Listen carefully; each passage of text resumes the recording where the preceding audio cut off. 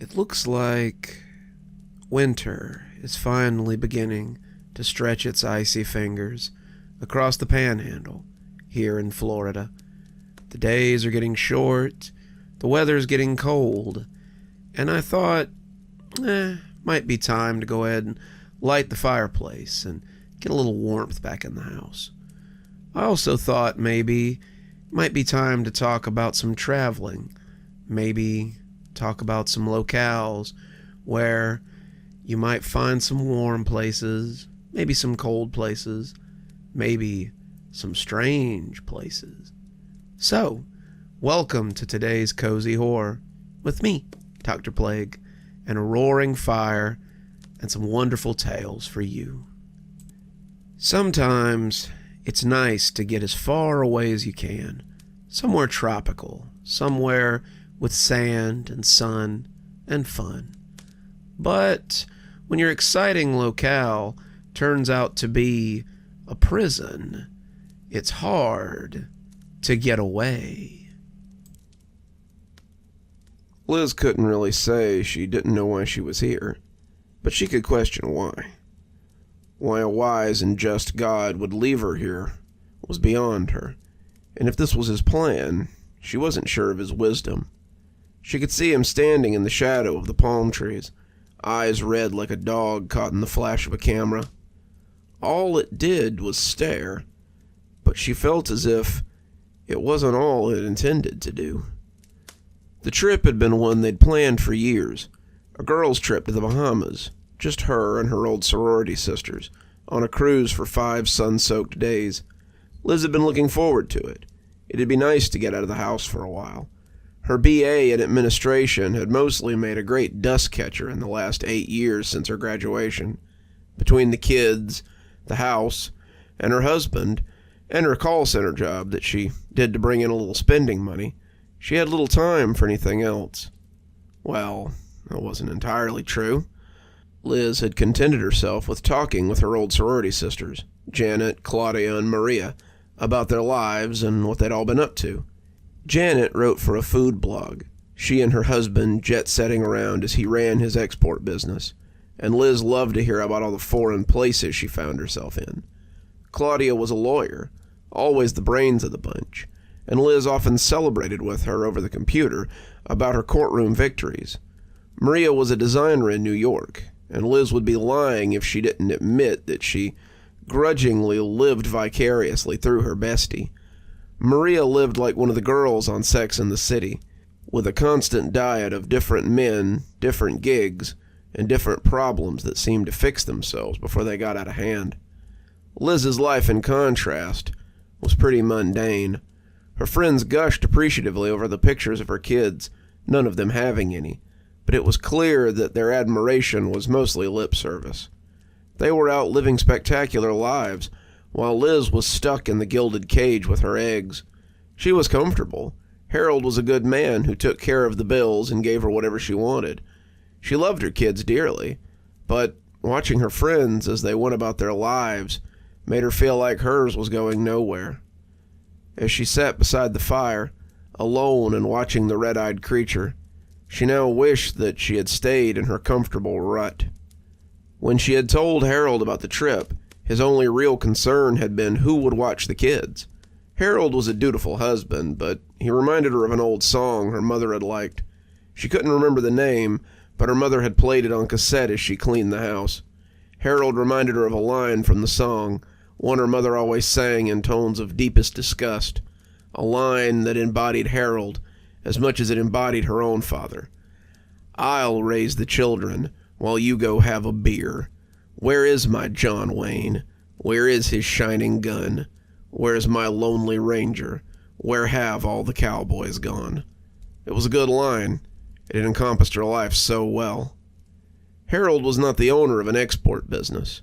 He wasn't a model or a defense attorney who might be moved to sleep with her after a trial. Harold was an assistant manager in a company that made oil drilling equipment. He was nice enough. He was stable. But his interest in her had clearly waned. It had happened sometime after their second child. She saw his eyes began to wander, and if he wasn't already having an affair, that his impending midlife crisis would surely drive him into one.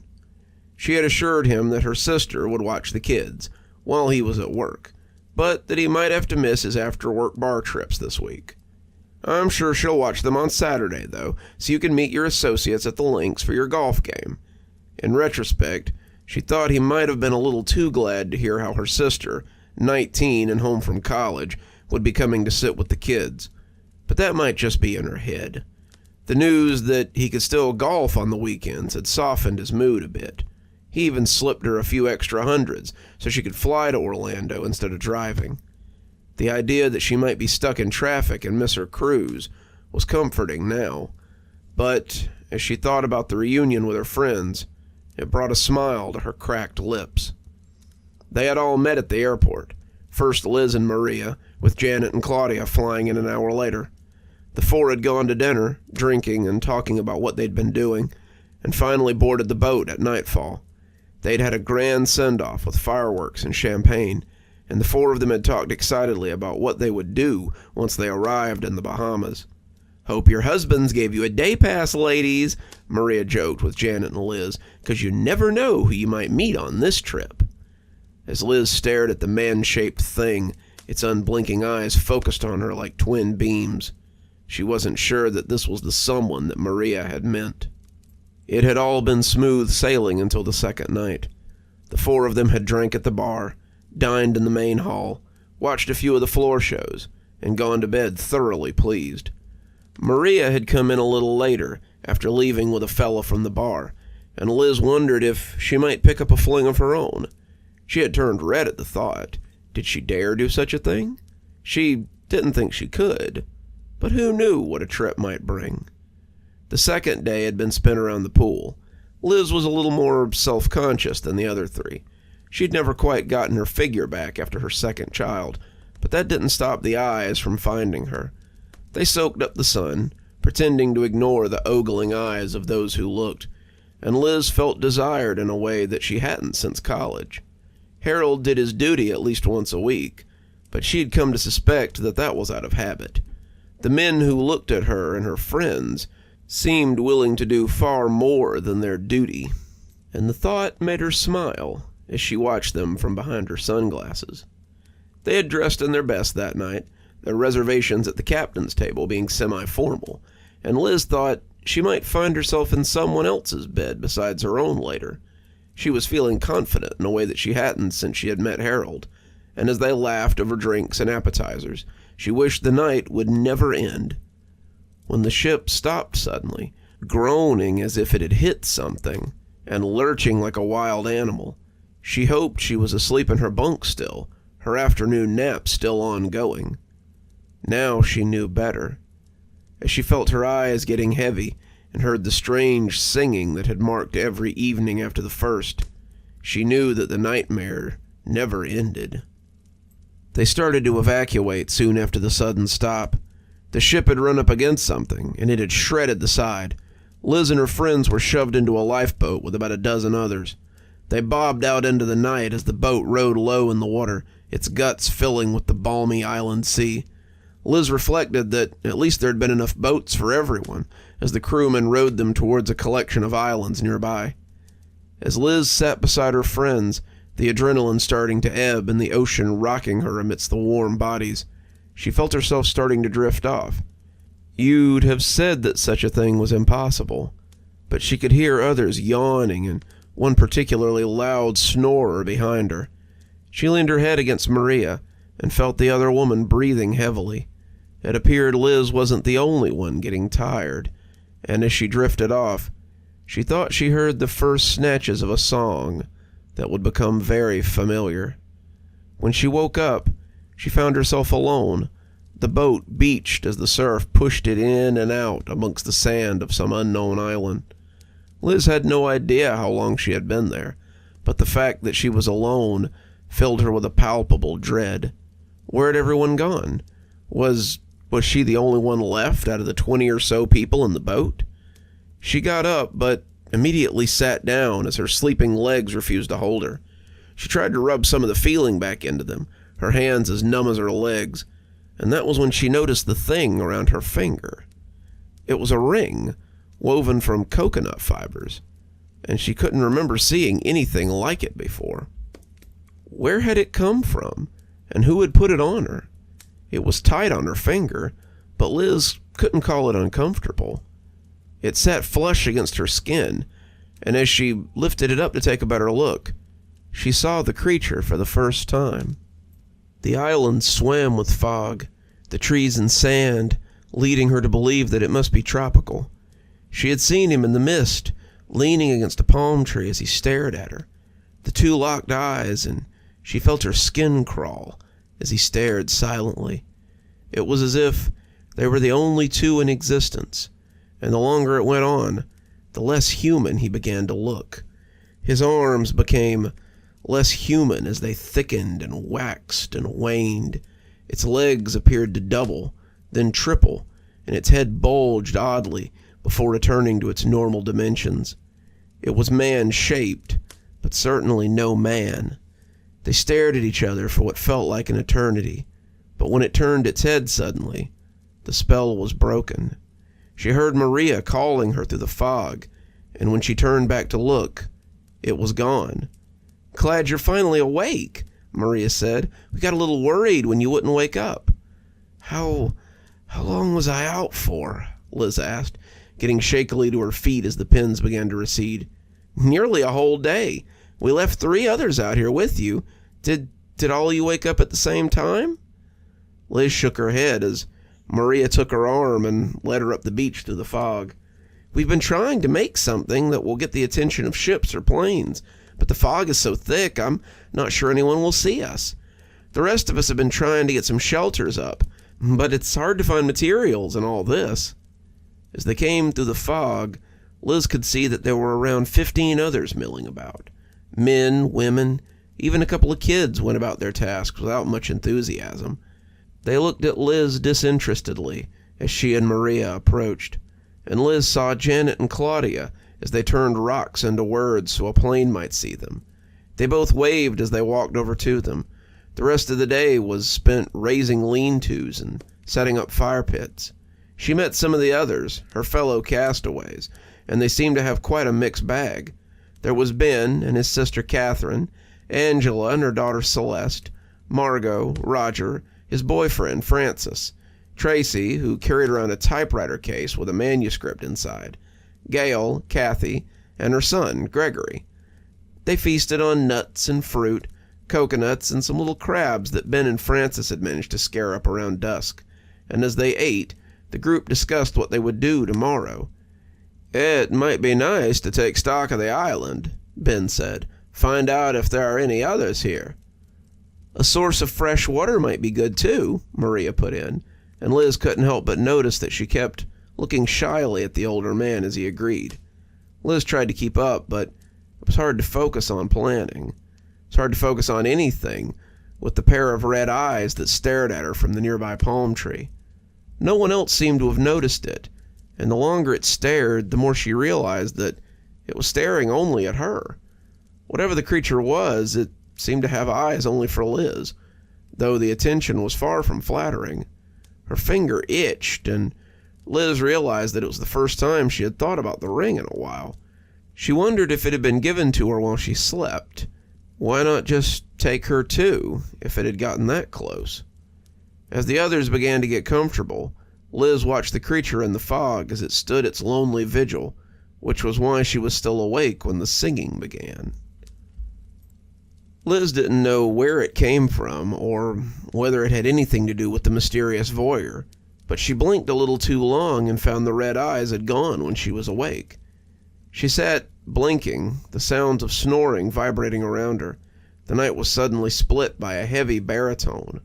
It rolled across the sleeping people, hitting Liz like the warm steam off a cup of tea. As she watched, a few of her fellow survivors staggered up, getting to their feet and walking towards the jungle. They moved like sleepwalkers, their legs taking them shakily into the fog.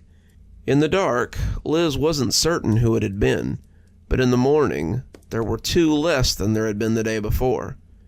She hadn't slept that night, but as the sun came up and turned the fog into a blanket of diamonds, she pretended to. The last thing she wanted was to answer questions about missing people. No one seemed to notice at first, but by noon the disappearance of 2 people was hard to ignore. "Any idea where Roger and Francis are?" Catherine asked, looking around like she might have just missed them. "Off doing God knows what, I'm sure," Ben muttered, drawing some dark looks from a few of the others. He had made his displeasure at the pair of them pretty clear to everyone but them, and didn't seem to care about their disappearance too much. A couple of people talked about going to look for them, but it was finally decided that if they had gone off on their own, then they would either come back or they wouldn't. People went about their day, some looking for food, others trying to find planes or boats to hail. As the day spun out, Liz wondered if she should tell someone what she had seen the night before. She hadn't told anyone about the man-shaped thing in the jungle, and if it was the same thing taking people, maybe they needed to know. Her thoughts chased her throughout the day, but as the sun set and the fire cast sparks into the night sky, Liz found herself awake and searching for the creature. She hadn't have far to look. It had been there since dusk, just watching her as she sat by the fire.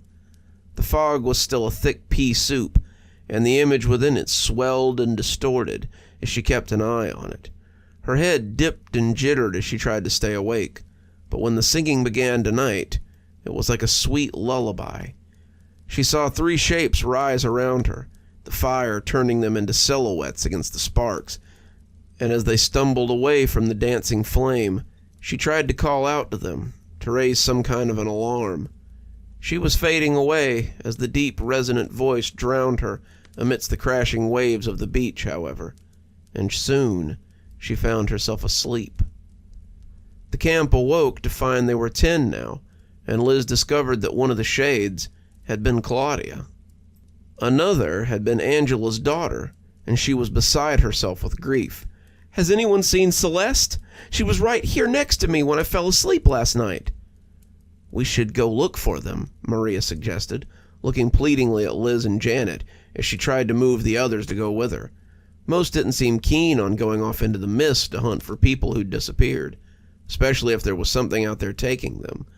Liz found it impossible not to be moved by Maria's words, though, and Janet seemed to feel the same. Claudia was their friend, and Celeste was just a child. The thought of them lost and scared in a strange place made Liz's heart ache, and the 3 assured Angela that they would try their best to find her daughter. She thanked them tearfully. The disappearance had left her in a state of grief so deep that she could do little but sit and rock as she cried. In the end, the 3 set out to search for those who had disappeared, and the others watched them leave, with not much expectation that they would see them again. The foliage smooshed wetly underfoot as they searched, the fog a constant blanket around them. The palms gave way to thin pines and wispy spruces that seemed to grow small, round nuts. The ground was far too wet to see much. Any footprints that might have existed were obliterated by the soupy ground, and as the 3 women searched the jungle, they found no trace of the missing people. Liz was no tracker, but in the movies there were always signs left behind when someone went missing in the woods. Fabric left on a tree, hair hanging from a branch, maybe a swatch of blood smeared across the bark. But there was none of that here. It was as if the island had swallowed them up, leaving nothing behind to mark their passage from life to death. The whole time, Liz felt like she was being followed. She glanced fitfully around as she looked for the man-shaped thing. She caught the odd glance of something, some vague shape amidst the mist, but it was impossible to tell if it was her voyeur or not. She felt pursued, this thing dogging her heels wherever she went, and she began to wonder if it was the thing that had summoned them to the island. Were they all just lunch for this creature? A game of cat and mouse to break up the monotony of its existence? When the sun began to set, they were forced to head back to camp empty-handed and heavy-hearted. Angela was inconsolable. The group came together for her, but their eyes were more often than not on the jungle. The fires were stoked, and as people began to get comfortable for sleep, Liz found herself too tired to join them. She had collapsed after they'd returned from the search, exhausted from all that walking, and her sleep had been heavy and dreamless. That night, Liz finally got to meet her mysterious watcher, and it likely saved them from another loss. It was late when she jerked awake, unsure how long she'd been asleep. The fire was burning low now, the ashes flickering into the sky as the logs crumbled beneath the assault of the heat. Liz thought at first that the waves had woken her up, but as she glanced into the gathering shadow, she could see those red eyes as they bore into her. They were closer now, maybe 15 feet away, but Liz was finding it harder and harder to be terrified of her mysterious watcher. The longer she sat looking at those red eyes, the more curious Liz found herself. "Hello?" she asked, keeping her voice low so as not to wake anyone up. The red eyes blinked, unsure, but when a voice answered her, it was very different from the deep baritone she'd heard singing at night. "Hello," it answered, its voice unsure as its features remained unknowable from behind the thick fog. Do you live here?" Liz asked, feeling foolish almost at once. It had been here since before they got here. Of course it lived here. "Yes, for most of my life, I think." The two talked for a bit, Liz becoming more comfortable the longer it didn't simply leap on her and gobble her up. It confirmed her suspicions that the island wasn't boundless and that her group of survivors were the only people here. She asked about the fog, and it told her that it just always was here, but that it kept everything nice and cool, so it wasn't unwelcome. It would have amazed her how quickly she fell into a normal conversation with this creature if she hadn't been so absolutely exhausted. As it stood, it seemed like the most natural thing to have happened in a while. "Are you the one singing at night?" she asked after it finished telling her about the caves near the edge of the island. It was beginning to lighten on the horizon, and Liz realized that it might leave before she got some of her burning questions answered. The eyes had been crinkling a little as it spoke, clearly enjoying their talk, but as she asked about the song, they took a different downturn. Was it mistrust, or was he ashamed of the answer? "Yes, that's me," he answered, clearly hesitant. Are you the one—" "Liz?" someone said sleepily, and Liz turned to see Maria sitting up groggily. Who are you talking to?" Liz turned back to introduce Maria to the thing she'd been so comfortably chatting with, but it was gone. "No one. Must have been talking in my sleep," Liz answered. There were no new missing people in the morning, but it did little to help the tension. Ben had started talking about making spears or something to defend themselves, but most of the others were more concerned with surviving. Even so, the foragers took homemade spears he had made when they went to look for food. His sister Catherine tried to talk to him, telling him that he was making everyone anxious, but he loudly told her that everyone should be worried about whatever was taking people in the night. Angela looked like a ghost as she sat looking at the waves, and people seemed content to give her space. She was mourning the loss of her daughter, and it was unclear whether her tears were swelling the ocean or the ocean was rushing forward to give her its salt. Liz found herself thinking about the odd creature as she went about her day. It hadn't been like she had expected, and she found herself wondering if it had really been the one taking people. She still hadn't told anyone about it, and most of the others would have assumed that she was going crazy. The thought of those red eyes creeping up to talk to her in the night would have scared some of them and made others think that she was losing it. Worse yet, she suspected that Ben would stay up and try to fight it if she told him, so she kept her mysterious new friend to herself. For the next week, she would stay up after the fire burned low and meet with it. She didn't hear the singing on those nights, and the red eyes seemed more than happy to come back night after night so they could learn more about her. Whatever it was, it seemed very interested in Liz and the life she had lived on the mainland. They talked about boats and cars and television, the food she used to eat, the people she'd known, her family, anything else the creature could think of. Liz would find herself watching him as his body did strange things, thickening and shriveling, multiplying and dividing, and the longer she watched it, the less afraid she became. The longer they talked, the less substantial it seemed to become, and that worried her. Liz found that she was afraid of losing it, the thing that made her feel almost normal. The mist seemed to clutch at it, making its features even less recognizable, and it added a level of unreality to it. It made it seem as if it were fading away. "Can I tell you a secret?" it said suddenly, leaning in close one night and causing Liz to blink as the fog pattered against her face. "Sure," she said, glad for a break in conversation. Liz had been worried that she might run out of things to talk about, and then it would go away. She'd forgotten to be afraid of it, and was glad for the company and the attention this thing showed her after everyone else had gone to sleep. She missed her family and her children most of all, but having it here to talk to made it a little easier, a little more tolerable. When you first noticed me, I had come to watch you. "Me?" Liz asked, surprised. "Why me?" "I noticed you when your boat came. You were just sitting there, sleeping, and I couldn't take my eyes off you. That's why I gave you the ring." Liz had been struggling with the conflicting nature of being both uncomfortable at the idea of this thing watching her and strangely flattered by its attention. When was the last time anyone had paid that sort of attention to her? Certainly not at home. Certainly not since she left college and started her descent into wedded bliss. She jumped a little when he mentioned the ring, having almost forgotten about it until right then. Sometimes she would go all day without thinking about it, and then it would suddenly catch on something, or the scratchy fibers would peel at her skin like steel wool, and she would remember that it was there. "You gave me the ring?" she asked, watching its head wobble oddly. "I did," and though it sounded like it wanted to say more, it was unsure how to proceed. "I don't know what to say," Liz said, knowing exactly what she wanted to say, but unsure if she could ask. The two sat in silence for a few minutes, just listening to the waves break on the beach as they stared at each other. "Why don't you ever sing any more?"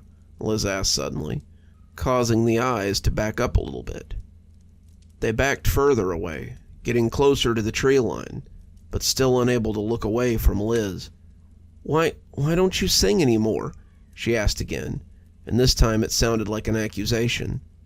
He was almost 30 feet away, but Liz still heard him when he whispered the secret he longed to keep hidden.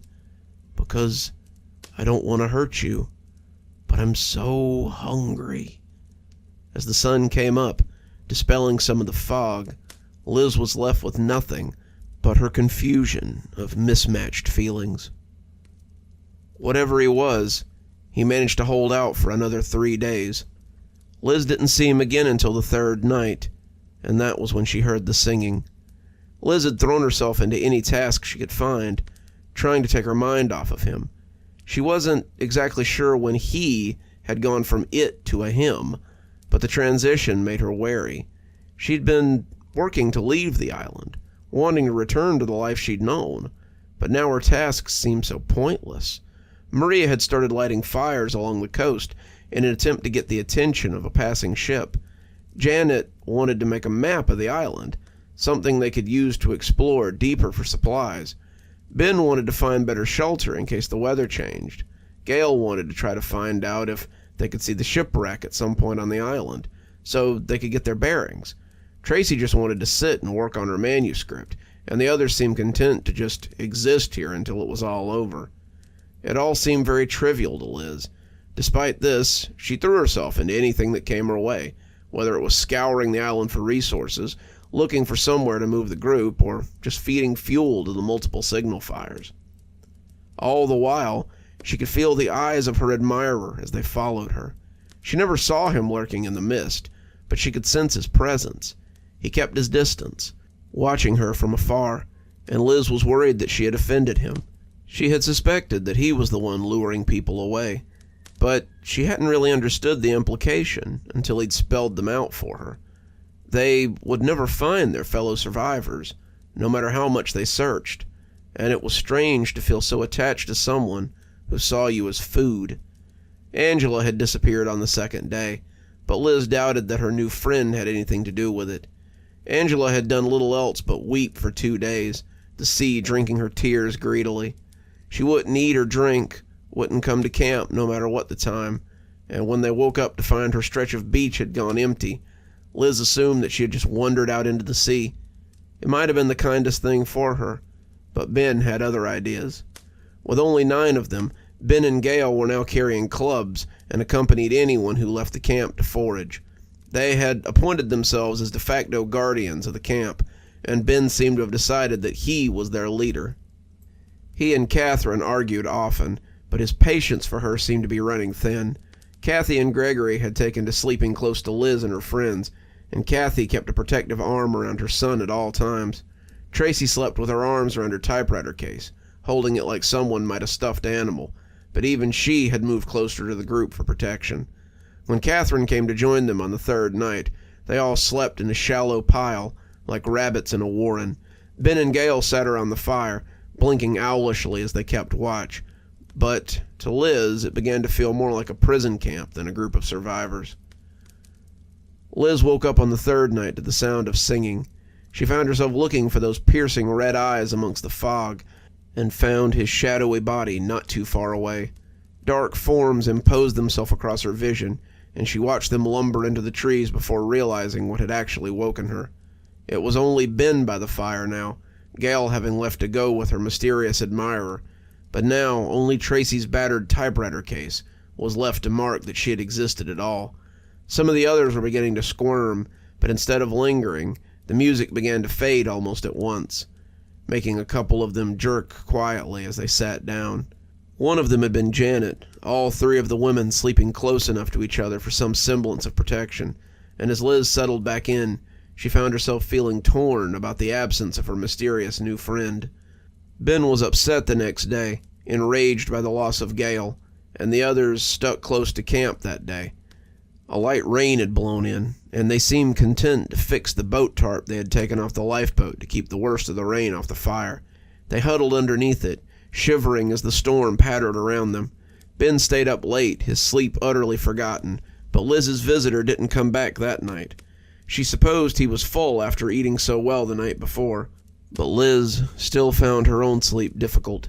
She was exhausted, unsure how much longer she could do this, and as she drifted off, she wondered who would be missing in the morning.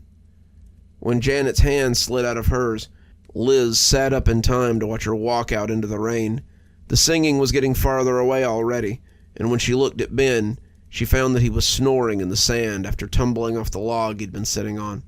Liz went after her friend before she could think better of it, and the rain was cold on her face as she moved out into the darkness. It didn't seem to affect Janet at all, and as Liz pulled at her to get her attention, it was like pulling on a stone.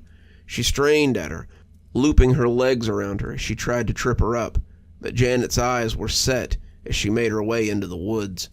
Janet pulled her into the jungle, the two still struggling, and Liz could see those red eyes burning into the depths of her from the woods. "Stop it!" she yelled, tears mingling with the rain and sliding down her face. "Don't take her! She's my friend!"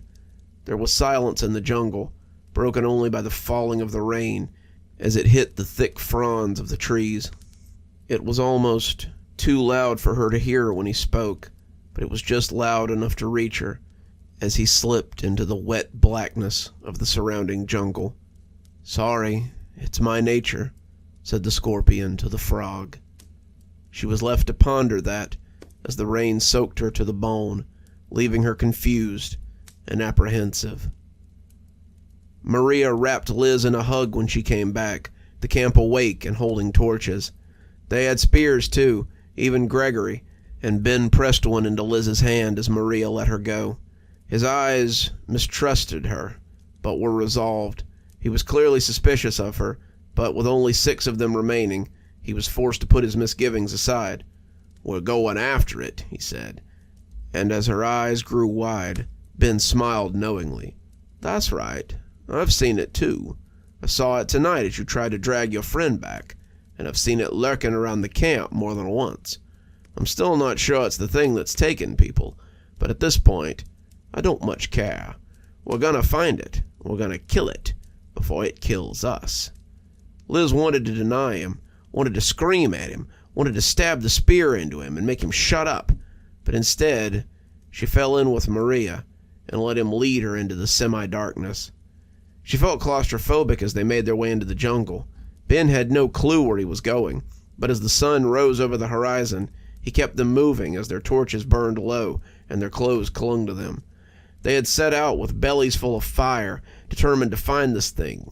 They crisscrossed the island, the sun dispelling the shadows as they moved, but they never seemed to find anything that could make a good hiding spot for anything bigger than a bird or a badger.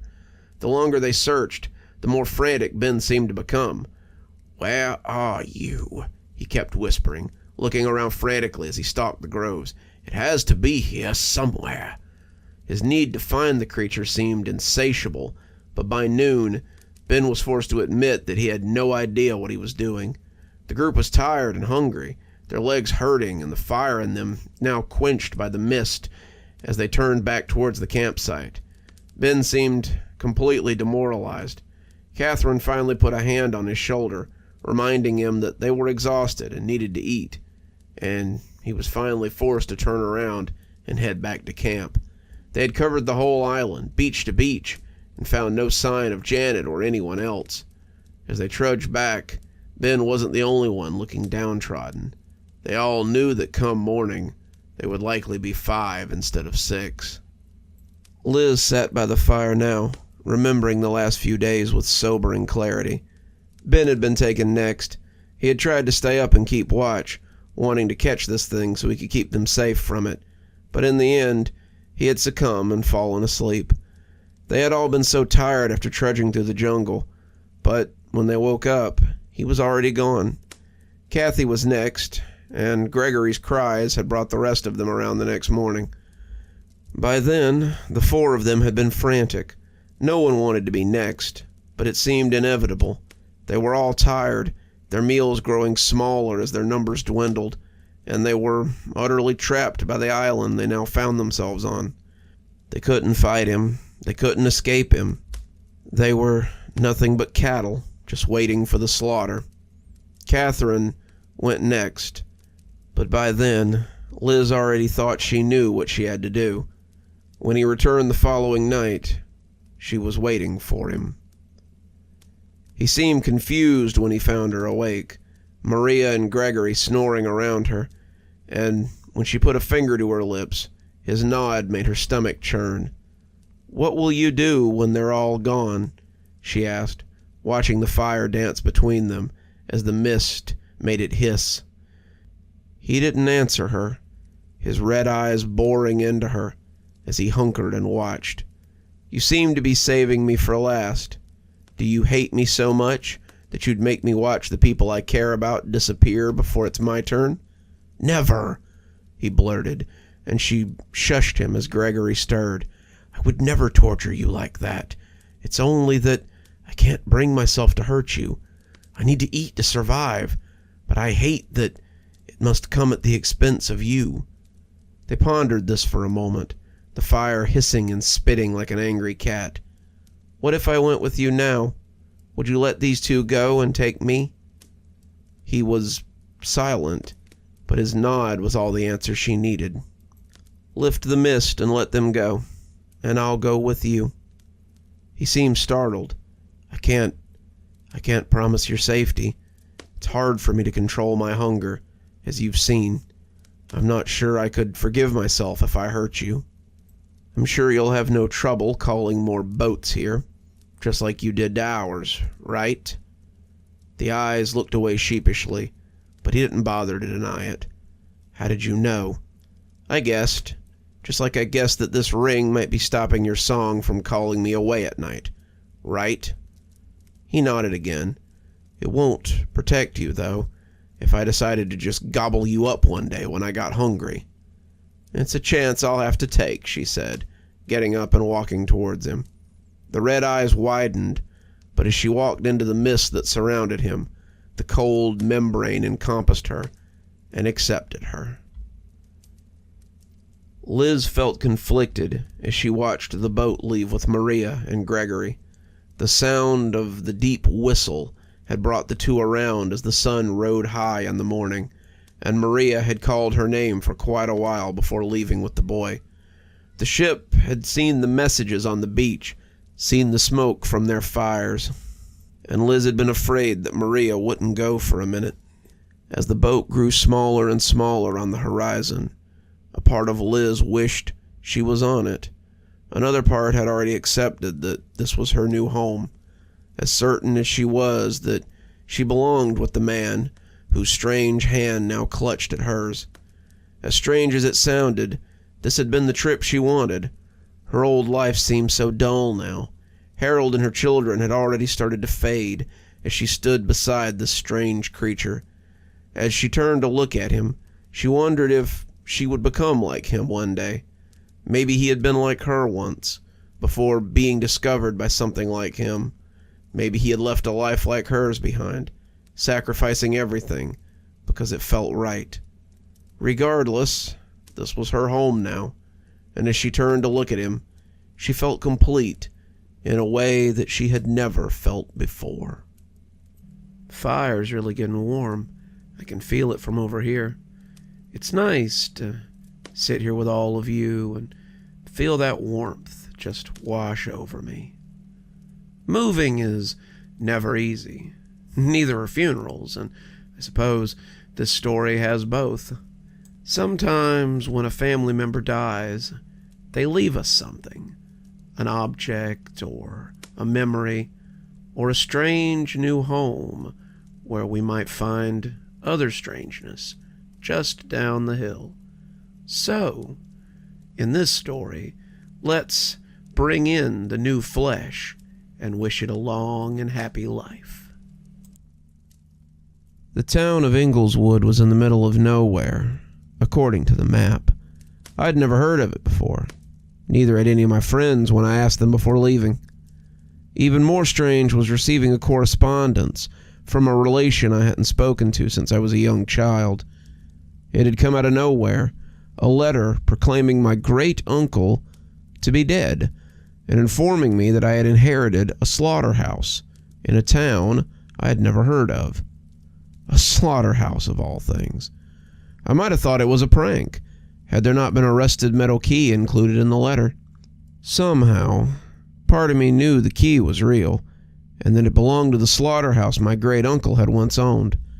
The ownership had been passed on to me, for reasons as of yet unknown, and I would have to drive up there in order to settle the inheritance.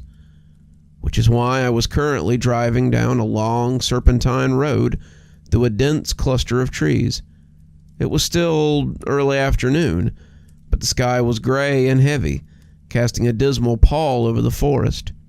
Shadows crept out of the trees and onto the road, making it difficult to see without my headlights. I shuffled forward in my seat, hands gripping the wheel tighter as the trees grew around me. I'd been driving for just over 3 hours now, and it had been at least 30 minutes since I'd seen another car. According to my map, I should almost be there, yet I hadn't seen any signs of civilization. Nothing but empty fields and abandoned, ramshackle buildings in the middle of nowhere. And now, this forest that seemed endless and labyrinthine. The tires hit something in the road and the car jerked, throwing me forward in my seat. I slammed my foot on the brake and the car skidded to a halt, gravel hissing underneath my tires. I glanced in the rearview mirror and spied a shadow in the road, and I couldn't tell what it was. Had I hit an animal or something? I hadn't even seen anything.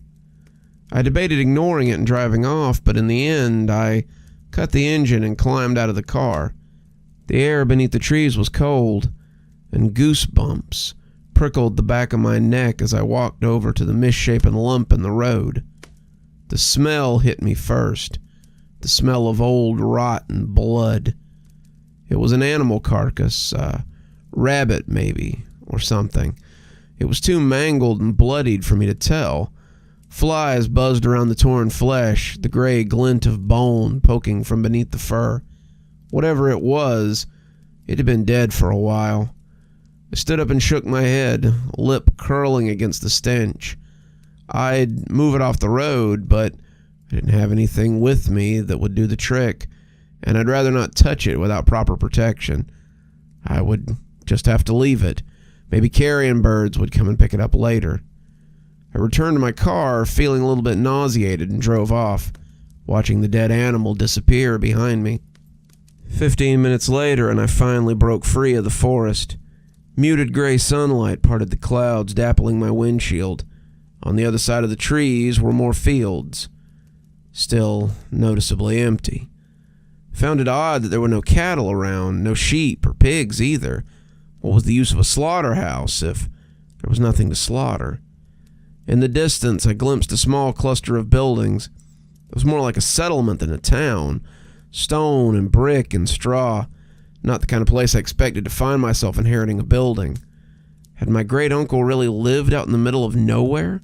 Was that why I'd never heard of him? The road turned loose and rutted, and the car jerked and bumped as I drove closer to the town. A small sign, weathered and covered in mud, read, "Welcome to Ingleswood." At least it had a sign. The place wasn't a made-up town after all, I guessed. I pulled the car to a stop at the side of the road and pulled out my map again. The letter had contained specific coordinates to the slaughterhouse, which, according to the map, was a little distance away from the town itself, on the very border. If I followed the road for a couple more miles and then took a left, I would arrive at the house. A flutter of nervous energy tightened my stomach. Didn't really know what to expect when I got there, and what I was going to do about the situation.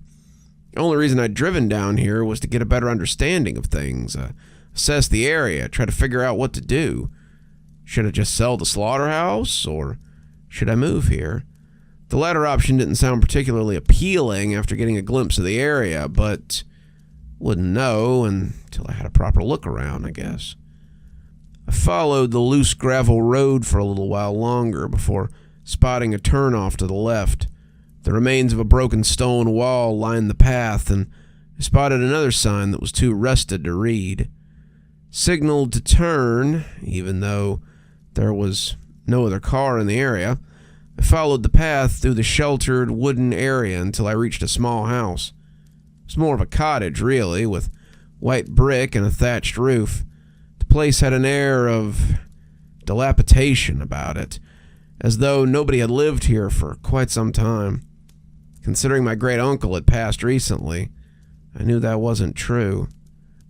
Beside the house was a large freestanding shed. A rusted padlock was chained around the door, and I knew without a doubt that the key I'd been given was the key to the shed. Did that mean the shed was the slaughterhouse? I parked the car on the grass and climbed out. The air out here was fresh and pleasant, a nice change from the city. Though beneath the fragrance of nature, I could smell something else, something darker, richer, old blood and rust and butchered meat. I threw a brief glance at my surroundings. My gaze skimmed past the trees and the field and the faint curl of smoke blotting the distant sky. I couldn't hear anything beyond the wind. No bird song, no chittering bugs. Couldn't hear cars or people or anything that would suggest there was a town nearby. I let out a sigh. Maybe it would feel lonely living out here. I was used to the city, after all. I grabbed my rucksack from the truck and fished out the letter and the key I'd been given. No key to the house, which was odd. I'd phoned my great-uncle's executor before driving out here, but apparently all material belongings were still inside the house, and the shed key was the only thing that had been passed on to me directly. I walked up to the cottage door and tried the handle. Locked, unsurprisingly. If I couldn't figure out a way to get inside, I'd call the damn locksmith out here, which could take hours. Muttering in frustration, I began rooting around the rocks and broken plant pots sitting outside the cottage. Whatever plants had once resided there were now withered and shriveled, their roots black and gnarled as they poked through the soil. I turned one of the empty pots over and grinned when my eyes caught a glint of silver. I hadn't really gotten my hopes up, so finding the key immediately lifted my spirits. At least now I could get inside the house. Leaving the slaughterhouse locked for now, I headed inside the cottage. The air was stale and heavy with dust, and my eyes immediately started to water. How long had it been since anyone had opened that door? I wasn't familiar with the circumstances of my great-uncle's death, so I wasn't sure if he'd spent his last moments in the house or not. That thought made me shudder, as my nose picked up the smell of damp and mold.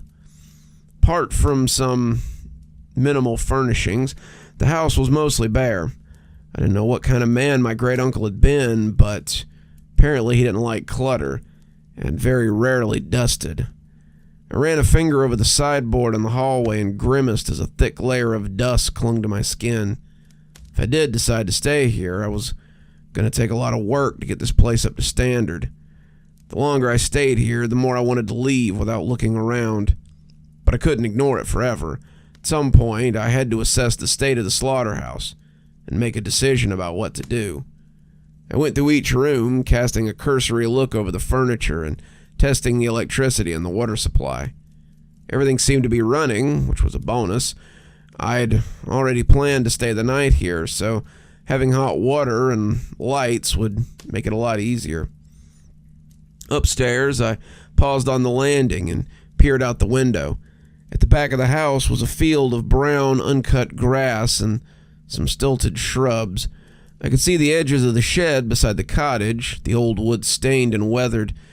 In the distance, I could see the cluster of houses that formed the village. As I was about to turn away, I glimpsed movement at the edge of the property, amongst the tree line. Someone stood between the trees, watching me. I couldn't get a good view of their face, but in the brief glance, it seemed gray and hollow, like wax. The figure darted away through the trees and disappeared. I frowned, the unease from earlier returning. Was it a villager? Shaking it off, I searched the upstairs room. Large master bedroom and bathroom, a linen cupboard, a smaller guest bedroom, and that was all that was here. Like downstairs, everything up here was old and run down and covered in a thick layer of dust and mildew. I closed the bedroom door behind me and went back down into the kitchen, where I'd left my rucksack. The rusty key to the slaughterhouse sat on the table, just where I'd left it. Figured it was about time to see what I was dealing with next door. Grabbing the key, I left the house and went across to the shed. The metal of the padlock was ice cold against my fingertips as I inserted the key and twisted it. The lock fell away and the door edged open with a creak. Shadows spilling out across my feet. I peered into the darkness as I gripped the edge of the door and pulled it open further. The air inside smelled stale and old.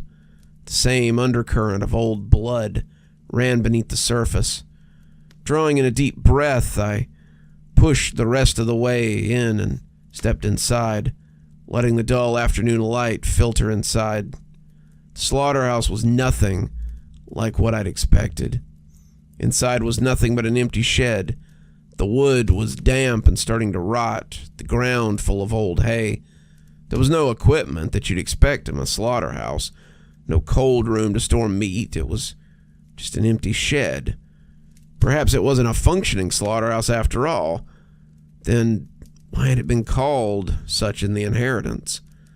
Something glinted in the sunlight, and I looked up. Several large metal hooks hung from the ceiling, the kind that you hung meat on. But what was the point when there was nowhere to prepare it? Unless I was missing something. This was a plain old shed with some leftover meat hooks still stuck to the ceiling.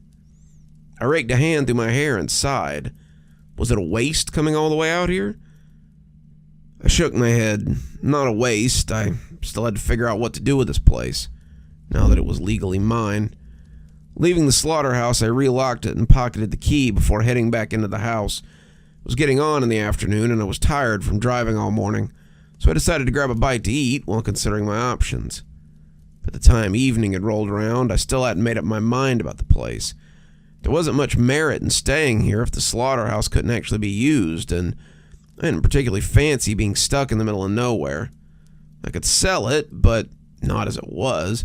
It would take a bit of work to get it into decent shape and make it appealing to potential buyers.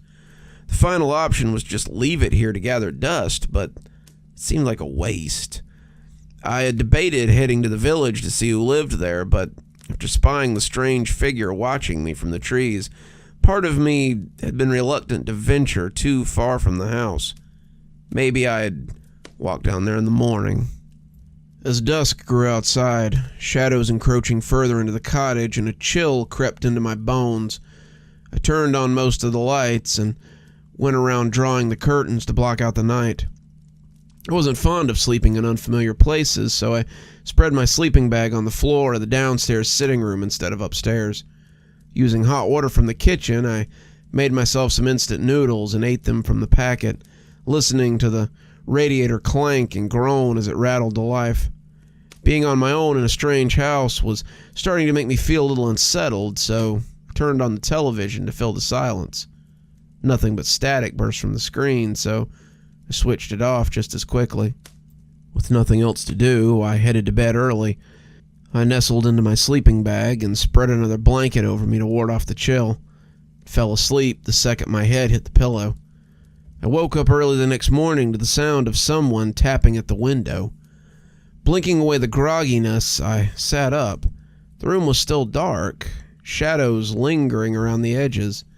I reached over to switch on the lamp and stretched the crinks out of my neck from camping on the floor all night. What was making that noise? The curtains were still drawn, but I could see movement in the gap between the edges. Climbing stiffly to my feet, I walked over to the window and tentatively pulled the curtains aside, peering out. A beady black eye stared back. It was a crow. Ruffling its inky black feathers, it tapped its beak 3 more times against the glass before flying away. I watched it go, frowning. Dawn had yet to break, and the sky was still in the clutches of night. According to my watch, it wasn't even 5 a.m. yet. But I was awake now, so I dragged myself into the kitchen to get some instant coffee. I slept right through the night, but I remembered having strange dreams in the midst of it. Dreams about meat and fresh and bloodied meat hooks, no doubt because of the circumstances I'd found myself in.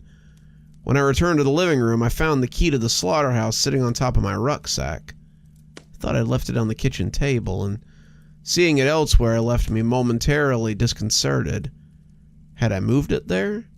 I must have. There was nobody else here but me. Maybe I'd slept less well than I thought.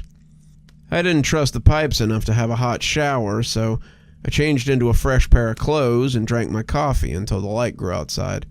It was another damp gray day, and the forest was as silent as it had been last night. Wherever that crow had flown off to wasn't anywhere close by. Once it was light enough to see by, I grabbed the key to the shed and went outside to investigate. I didn't really expect it to look any different, but maybe having had a full night's rest would give me a different kind of insight into what to do with this place. I unlocked the door, letting the padlock and chain fall to the ground with a heavy thump, and pulled it open. Inside was dim, and it took me a second for my eyes to adjust. As soon as I glanced inside, I froze, my heart lurching in my throat.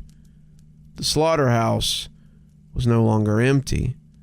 Thick slabs of dark meat hung from the rusted hooks, the air thick with the smell of fresh blood. What the hell? Where had it come from? Last night there had been nothing in here. The shed had been locked, and as far as I was aware, the only key to open it was in my possession. How had this meat gotten in here? Who was responsible? I took a step inside, feeling perturbed and perplexed by the discovery.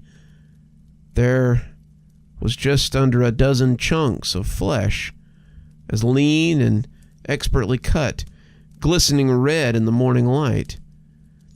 I wasn't familiar with meat in this form, so I couldn't tell you which animal it belonged to, but I could tell it had been prepared recently. All of a sudden, I felt unnerved and unsafe. What was going on here?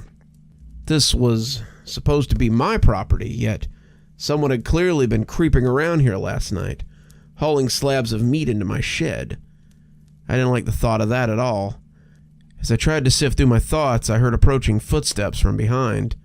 My heart pulsed faster as I turned around, not sure what to expect. A group of about 20 people were approaching my property from the trees. The first thing I noticed was their gauntness.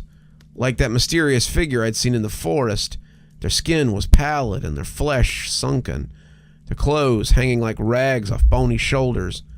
They looked starved. "Meat," one of the strangers cried, their voices hoarse and brittle. We have meat again. We have meat again, someone echoed. We are saved. What? I muttered, stumbling back in surprise as the group of people, presumably from the village, drew closer. What's going on? You brought us meat. You saved us, the older villager in the front of the mob said, reaching out his hands in a thankful gesture. Before I could do or say anything, the villagers piled into the shed and began removing the meat from the hooks, slinging it over their shoulders with joyous cries. Wait, what are you doing? I blurted, aghast at their action. The man from before tottered up to me, his eyes sunken and his cheeks hollow. Thank you. We're so happy the slaughterhouse has a new owner. He seemed about to turn away, so I quickly grabbed his arm, my fingers digging into his flesh. What is going on here? Where did this meat come from? A slow smile spread across the man's face, revealing pink, toothless gums. You don't know? This place is cursed. See? He pointed into the shed, and I followed his gaze. Fresh meat was starting to grow from the hook, materializing from air. The flesh grew and expanded until it was the same size as the others, and one of the villagers quickly removed it from the hook. I stared in bewildered silence, struggling to put the pieces together of what I was seeing. What was happening here? Where was the meat coming from? How could it just appear like this? I still don't understand, I finally uttered in a hoarse whisper. Felt like I was in the middle of a dream or a nightmare. The hooks give us flesh, the man said. But where does it come from? I said, shaking my head. This flesh that never stops growing on these hooks is the flesh of the slaughterhouse's owner. It is your flesh, the man explained, his dark eyes glistening in the dimness. Behind me, meat continued to grow from the hooks, and the villagers continued to harvest it. My flesh? I whispered, the words sticking in my throat. What do you mean? I looked down at myself. I was still intact. How could it be my flesh? It's a reproduction of your flesh. This flesh never rots, never goes bad. It is as alive as you are. The man still wasn't making any sense. How could it be my flesh? How was any of this possible? These villagers, this place, were crazy. The longer I stayed, the more danger I would be in. I had to leave as soon as possible. As if reading my thoughts, the man placed a hand on my arm, a warning look in his eye. There are conditions you must follow. However, he said, his voice a low rasp, if you ever leave this town, your bond to this place will be broken, and the flesh will start to rot. My mouth went bone dry, the ground feeling unsteady beneath my feet. You mean, he nodded, when the meat begins to rot, so do you. Your body will decay and eventually perish, and we, the ones who rely on your flesh, will starve. You have no choice but to stay here for the rest of your life and feed us with the flesh from your body. This is your duty, he said, tightening his old crooked fingers around my arm. There is no escape. You must accept your fate or wither away, just like the owner before you. The old house is really starting to warm up. Maybe chase away some of that chill from all those rainy days that came before it. Though, I do hope there are rainy days to come, since those are my favorites. Every town's got its weird stories, especially if you're an ambulance driver or a town sheriff or maybe just a concerned citizen. So, let's hear from a member of local law enforcement as we study the tale of the Metal Man of Courtney, Arizona. I'm a cop in Nevada, for a tiny town of less than 1,000. Courtney, Nevada doesn't actually have a police force. The mayor is usually whoever's soberest at election time, and it's made up of retirees and people trying not to be noticed. It lies between Austin and Eureka, and the whole town is managed by a single officer. Me. I live in Eureka, but 3 months out of the year, I stay in the dingy little Palmer Inn and operate the emergency phone system. It routes to my cell phone, and when I'm not out on a call, I can be found in my room, watching TV. The Palmer actually gets really good satellite TV. You probably think it sounds like a post from hell, but the crime rate in Courtney is next to nothing. I've been doing this on and off for about 3 years, and I think I've only had to reach for my gun twice in that time. We do 3 months on and then swap with another officer for 3 months, but sometimes I'll just do 6 months in a row. Courtney is as peaceful as a town full of oldsters and whatever else can be. After tonight, however, I'm not sure I can look at the place the same way again. I'm trying to write up paperwork now, but I'm just not sure what to say. There's no way they'll believe the truth, but I swear it's what happened. I'm getting ahead of myself, though. I'm hoping that if I write it out here, then it might be easier to explain to my supervisor. I was sitting out on the town line with my radar gun at about 10:30 at night, when the quiet town suddenly got less quiet. So the only thing really to do in Courtney to justify me being there is to catch speeders on Highway 50. The speed zone changes from 65 to 35 in the course of a mile, and the number of drivers that seem to think they can just blow through the little town doing 60 is way too damn high. I had a rig of my own invention that held the speed gun up to the window, and as good a hiding place as I could behind an old billboard, leaving me basically unseen and my hands free to watch whatever on my phone. I had foregone the adventures of Luffy and the crew in favor of a new horror podcast, and I was getting comfy when something hit the ground hard enough to rock my cruiser in its frame. My phone fell into the floorboard about a second before the speed gun came down to hit me on the head, and I came out of my car rubbing my scalp and cussing like a sailor. I got out and looked across the street, seeing heat shimmers as something cooled in the desert nearby. The oldsters who lived here had told me that meteors were sometimes seen falling out into the desert, but this one had damn near taken my cover out. I had never seen a meteor up close, not unless you count the ones at the museum that my school had drugged the class to when I was a kid, and I was interested in getting a good look. It would be kinda cool to see something that had been cruising through space until a few minutes ago, and I made my way across the road and towards the crater. I was still in the road when, to my surprise, I heard the sound of metal grating against itself. I could see the top of something dark as it rose from the lip of the crater, and the top was still glowing from its entry through the atmosphere. The hole wasn't terribly deep, but this would have still been taller than me by a foot. Would have been a shame if one of those aforementioned speeders had come blowing through while not paying attention, 'cause I would have been roadkill. I was about 60 feet from it, but it looked like one of those NASA spacesuits, except made out of silver. When it moved, it was the herky-jerky kind of steps of a sci-fi robot. You know, the ones you might see in a 50s movie. It slipped in the sand a little, but managed to find its footing as it made its slow way out of the crater. If it noticed me, it gave no sign, and when it came to the top of the hole, it turned and started making its way for town.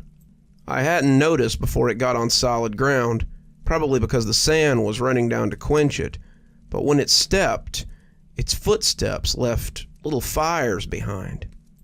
It made it easier to follow, and as I went back to the cruiser to get my radio, I realized I had no one to call right about the time I keyed up the mic. I was here by myself. I was the law in Courtney, and it was up to me to do something about this. I dropped the handset and climbed in instead, keying the engine as I pulled out and followed the strange creature that had crashed randomly on the outskirts of the little burg. It wasn't hard to follow him. His feet left little fires behind him, and his pace was slow, as if he weren't really in a hurry, as he made his way closer and closer to town. Watching him go, I wasn't really sure what to do with him if I tried to stop him. Could he be stopped with anything in my car? I had a shotgun, my sidearm, and a couple of those flashbangs we used on large groups of people. None of that seemed like it would do much against this metal man who was slowly making his way through the desert. Watching him move was like watching a stop-motion short. He was kind of a strange automaton, a metal man whose skin was still slightly red from his fall from space. Instead of pulsing and burning, as his steps had, he seemed to shimmer like a heat reflection. He didn't seem lost, his pilgrimage definitely going in a certain direction, and as the lights of the quick fill broke the darkness with their phosphorescent intrusion, I began to get a little nervous. The quick fill was a 24/7 gas station that boasted 12 gas pumps and a huge underground holding tank. God only knew what would happen if this thing set fires that went down to the reserve tank. I whipped into the parking lot as I popped the trunk and grabbed my shotgun. It had buckshot in it, a higher caliber than the 9mm slug in my Glock, and when I hefted it, it felt like I had 4 shells ready and waiting. There was a box of 12 in the trunk, and I put them in my jacket pocket before chambering around and taking the safety off. I didn't know what this thing was capable of, but I knew I couldn't let it menace my town. "You, all right, Sheriff?" Came a shaky voice from the door of the quick fill, and it startled me enough to almost make me drop my shotgun. Clyde Haggerty, the 19-year-old kid who ran the register at the quick fill after 10:30 p.m., looked pretty scared. He had probably watched me come screeching in, pop the trunk, and go digging for my shotgun, wondering what the hell was going on. In his mind, it was probably robbers or dopers, but he had no clue what was coming out of the desert for him. I didn't want him to see this thing suddenly vaporize me with a death ray or something, and when I turned towards him, he jumped back a little as the barrel of my shotgun flagged him. "Go get yourself somewhere safe, Clyde. Something's heading your way, and I don't want you to get mixed up with it." Clyde nodded, and I heard the door click as he went back inside. Hopefully, he was hiding in the cooler or something. I turned back to find the creature lumbering closer, its distance now about 50 feet from me. The shotgun wouldn't do much at that range, but that would give me enough time to follow protocol and give it a warning before opening fire. "Stop. I'm an officer of the Eureka Police Department, and I'm ordering you to halt and state your intent." The creature didn't even pause, just kept its course as it made for the gas station. "Stop. This is your final order to stop, or I will open fire." It was well within range now, the fires burning behind it, making it hard to miss, and when I squeezed the trigger, the gun bucked as the shot slammed into it. The metal man never slowed in his pursuit, and as I loaded another round, it was now about 20 feet from me. "Stop!" I yelled, squeezing the trigger and pumping a new shell into the barrel as the old one thundered forth. A third shot let fly a second later, but if the creature was even registering them, it never showed it. It kept coming as I fed new shells into the gun, and as I slid the fourth into the receiver, I felt a sudden and excruciating heat. It was like standing too close to a bonfire, and as I stumbled away from the thing, I looked up to find that it was within 10 feet of me. It appeared that it was still very hot, and its skin radiated an intense heat that the sand had done nothing to quench. I yelped again as my fingers blistered, and I realized the gun was soaking up as much heat as I was. I tossed it down, and not a moment too soon either. The bullets in the weapon began to erupt, sending the shotgun flying apart. As I turned away and covered my face just in time, I caught some shrapnel in the arm and a little in the back, but I was spared the worst of it. As it lumbered past, I tossed the shells out too, lobbing them as far as I could manage before they went off as well. Even so, I was reminded of a time as a kid when I'd reached for something underneath the radiator while it was still on. Even though I'd been careful not to touch it with my face or hands, I could still feel that heat coming off of it as I stretched for a toy that I had lost under there. It was like that now, except this thing was a walking radiator. It went right past me and towards the gas station, its course unerring. As it came around the side, I remembered another weapon at my disposal and ran back to the trunk of the cruiser. I had a fire extinguisher in there, one of the big ones that I'd needed to put out a trash fire once, and as the creature came around to the front of the store, I pulled the pin and sprayed it with a stream of foam. It coated the thing, hissing as it hit its superheated skin and sliding off like the cheese on those copper pans they're always showing on TV. It was impossible to tell if it was doing anything, but as I played it out, I heard a hellish sound coming from the front of the store. The thing had reached out and melted the glass on the double doors, walking through the hole as it went right into the quick fill. There wasn't much I could do but follow him. I didn't know where Clyde was, but I hoped that he was safe. The store looked empty as I followed at a relatively safe distance, and the front counter was vacant.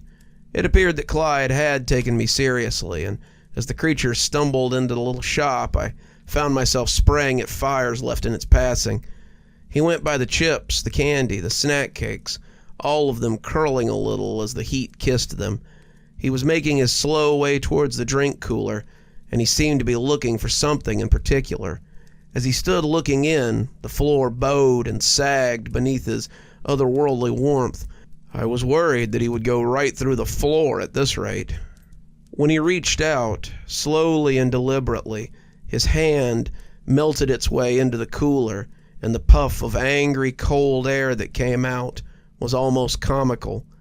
It hissed against the creature's skin as it reached in for something, and when it came out with a bottle of Dr. Pepper, the container was already starting to warp. It tilted it towards its head, spilling the dark liquid all over itself, before reaching for another one. By the third bottle, they had stopped crumpling quite so quickly, and by the seventh, it was clear that it was tossing the liquid into whatever served as its mouth. It ran through the whole row of them before starting on the Diet Dr. Peppers, and as it finished the row too, I noticed its skin was less translucent than before. Some of the heat shimmer had left it, some of the blazing warmth had dissipated. It was cooling down, and as it dropped the mostly intact bottles to the ground, it released a very human sigh of relief. Then it fell to pieces on the floor of the quick fill, its body reduced to scrap. And that was the end of my encounter. I'm still not sure what to make of all this. The creature landed on Earth, tromped through the desert, destroyed my shotgun, wrecked up the quick fill, and then drank until he turned into scrap metal. Dr. Pepper, to be exact, but who's counting? I don't know if my supervisors will accept this or not, but I do have something they can use as proof, besides the crater on the outskirts of town. Every step that he took through the desert left behind a perfect little footprint of pure glass, and the glass has a tread in it. I've saved a few of them, just in case, and Clyde has provided a witness statement as well. Apparently he was hiding in the cooler when the creature came in, and saw it drink all the Dr. Pepper before collapsing. Hopefully, that'll be enough to convince my supervisors I'm not crazy. But I hope to never have another night like that one again. Something else comes to mind too, and it makes me hesitant to go to the fridge for my favorite midnight drink of choice. If my fire extinguisher did little more than kick up steam, what's in Dr. Pepper that quenched his heat so well? Arizona sounds pretty good right about now. My father-in-law used to live in Arizona, and he said the heat was quite intense. He said the difference between Arizona heat and Florida heat was that the Arizona heat has the common decency to kill you, while the Florida heat just seems to linger, like a ghost that breathes hot air down your neck. He wasn't wrong, I'll tell you that. Speaking of, sounds like we're going from Arizona to the Nevada desert, specifically to Las Vegas. We all go to Las Vegas for different reasons, to gamble, to see the sights, to see the sights, but when the subject of today's story goes on a very special sightseeing tour, they may get a bit more than they bargained for. So, I hope you wore your walking shoes, 'cause today we're gonna walk with the dead men in the desert. It started as a weekend trip to Las Vegas. A 3-day weekend was coming up, so my friends wanted to add spice to their lives, and Vegas was on the bucket list. Not mine, theirs. I wanted to stay home and watch old cartoons I'd bought from the video store. Maybe just sleep in that Friday. Maybe I didn't make it clear to them, or maybe they just ignored me, but they had already bought me a plane ticket and booked a hotel room. With it being too late to refund anything, and out of financial obligation, I couldn't let that money go to waste and be a bad, boring friend.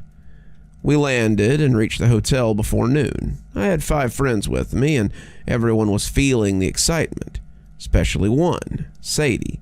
Sadie was the group extrovert, the leader. She didn't suggest Vegas, but she sure as hell put herself in charge the moment the others considered the trip. Standing in front of us in the hotel lobby, she held a list of places for us to check out. I stood by and let her list them off, everyone casting votes on which place to skip, which place to start with, and which ones to save for last. What we ended up with was a schedule starting with the most fun and the physically demanding stuff, gradually leading towards the more exciting, unsavory stuff. I had already mentally decided to call it when evening rolled around, to avoid the clubs. I guess I am the boring friend after all. I will say this about Vegas. A lot of places were surprisingly clean. Don't get me wrong, we saw plenty of streets that looked like the physical manifestation of a painful hangover, but many were straight out of Hollywood. It's colorful, it's loud, it's a theme park that people live in. It was almost surreal when you ended up on streets that looked plain or ordinary. Men in suits, kids leaving school, that kind of thing. I guess I knew very little about Las Vegas, of course. A lot of it is normal, but still, I found it interesting. When you turned onto a street where the buildings looked like modern art, I knew I'd be in for a hell of a time. Day drinking, slot machines, live shows, you name it. I can admire the work and effort they put into all of it, but it just wasn't for me. When we had dinner at what I thought was a nice casino restaurant, until I saw the male servers were in very tight, revealing outfits, I had just about mentally checked out. "Hey, I think I'm done," I said, before the chorus of ahs could get any louder. "I'm tired. The flight gave me a headache and everything." "Take a pill in my purse," one of them said. I think rest is better right now. You guys have fun, though. Try not to stay out too late. I felt older with every word and excuse. I'm 28, and I was talking like I was 48. That being said, the amount of free relief I felt walking into that empty hotel room was criminal, and I must have felt tired to some degree because the bed I fell onto had my eyes drooping. It was the cool, soft Egyptian cotton sheets that had me feeling that sleep was the finest pleasure on earth. I know that says a lot about me, but still, it was pretty good. I turned on the TV and flicked through the channels, finally ending up on a new episode of How It's Made. Well, maybe it was an old episode, I don't know. What I can say for sure is that my brain was locked in, and as the sun fell behind the horizon, I was gone. I woke up to a call. My phone was buzzing beside my head, the vibration doing more to wake me up than the light-hearted jingle I had set for a ringtone. I said the name, Sadie. "Yeah," I groaned. "What's up? It's 5 in the morning. Where are you guys?" Hey, you're really missing out. Sadie's voice was garbled by music. We're up the road towards the red place. We're in the club with the big green monster truck out front. You can't miss it. Come on. You underestimate me, I muttered. I turned over in bed and looked out the window. The city was alive, even after a full night. Lights and sounds, the distant thump of music. There had to be some stellar muting in the walls because I could see that the party was not far away. I thought about going. It was the idea of missing out that bothered me a little, because I didn't think I was missing out. Yet when so many people you call friends say that you are, you start to wonder if you really know how to live at all. Maybe the happiness you feel from simple things isn't as potent as the happiness you get while being drunk in a club with your friends. Screw that, I said. I knew that was a dumb way of thinking, but I also didn't feel that tired anymore. The least I could do was enjoy the trip my own way, and at that moment, I just wanted to go for a walk. Not in the streets, of course, but I did remember Sadie mentioning on her list of activities a walk thing just outside of town. I was the only one who was interested, and she didn't seem too enthusiastic when she had told us about it. I got out of bed and texted her, asking for the address, to which she sent me the Google business thing. No official page or anything, just a bare bones minimum. It lacked that Vegas flair everything had, and for me, that was a plus. Just after midday, I arrived at the place. I paid the taxi guy and jumped out into the heat. I always had decent clothes for outdoors with me. It was like my entire wardrobe. Yet the heat was still a surprise. I guess being in a cool car for half an hour would make it feel like stepping into an oven. The trail started a small collection of shacks, with one large building that looked like it was in good condition.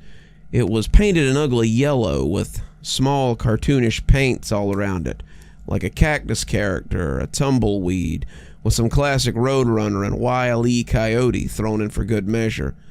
I don't think they were going for a cowboy theme, but that's what I felt when I saw the owner. A tall woman wearing chaps, a 10-gallon hat, and a checkered shirt. She looked like she had seen some things, just shocking the way the skin beneath her eyes seemed to bubble. Yet, when she saw me, she gave me the warmest smile. "You must be Cassandra, right?" she greeted, marching over with her hands outstretched. Yes, that's me," I said, holding mine out. She took and shook my arm like a wet noodle. "I'm not too late?" "Not at all. Some eccentric fellows are already set up for the first group today. There's still time to join them before they go." "Group?" "Yeah, I find it better to send people in groups. Less chance of people getting lost or bunching up on the trail. Better for pictures, you see." "Right. We also have a route for horses if you're interested in..." No horses.